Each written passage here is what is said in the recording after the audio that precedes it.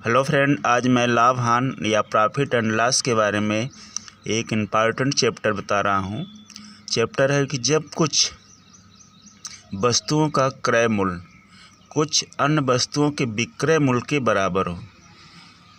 इसका मतलब यह है कि कुछ वस्तुओं का क्रय मूल्य और कुछ अन्य वस्तुओं के विक्रय मूल्य के बराबर हो, तो कैसे इसको हम सॉल्व करेंगे। तो इसका हम फार्मूला बता रहे हैं। फार्मूला है कि प्रतिशत लाभ या हानि। अब प्रतिशत लाभ या हानि, अब जैसे कुछ वस्तुओं का क्रय मूल्य उसके कुछ अन्य वस्तुओं के विक्रय मूल्य के बराबर हो तो लाभ होगा कि हानि होगी। तो उसका फार्मूला है लाभ प्लस हानि this equal to x minus Y upon Y into 100। ये फार्मूला है, इसको याद कर लीजिएगा।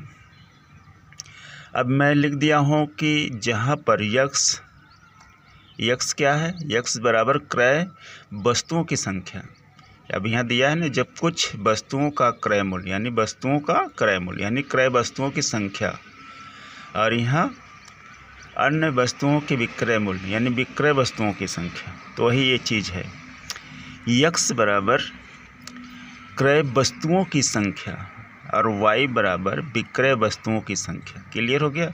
अब प्रश्न में दिया रहेगा, जैसे आगे क्वेश्चन है कि राम ने जितने रुपए में 25 वस्तुएं खरीदी उतने ही रुपए में 20 वस्तुएं बेचा। यानी अब यहाँ देखिए सेलिंग प्राइस हो गई।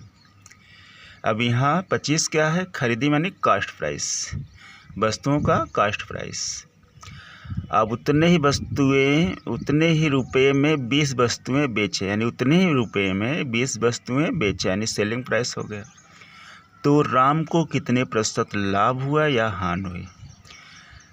तो हम इसी प्रकार फार्मूला में रख देंगे। तो इसका सॉल्यूशन है कि प्रश्नानुसार यानी प्रश्न के अनुसार क्रय वस्तुओं की संख्या यक्स बराबर 25, यक्स बराबर कितना है 25, विक्रय वस्तुओं की संख्या y बराबर 20 यानी 20, ये 20 है। तो इसलिए प्रतिशत लाभ होगा या हानि होगी, इसको हम देखते हैं। तो प्रतिशत लाभ या हानि बराबर कोष्ठ में, अब देखिए x minus Y upon y है।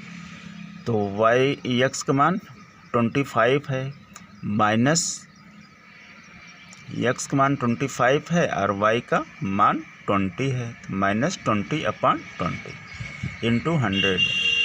तो हो गया percentage profit and loss this equal to close that 25 minus 20 upon 20 into 100।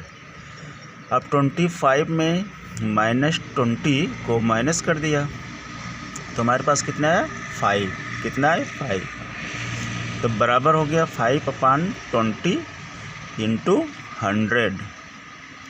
इसको हम काट लेंगे, 20 से कम 20, 20 25 100। तो क्या मिला हमारे पास 5 इंटू 5 बराबर, इसको हम प्रोडक्ट कर देंगे तो 25।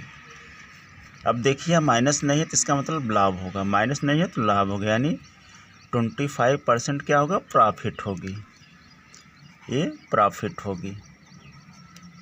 यही इसका आंसर है।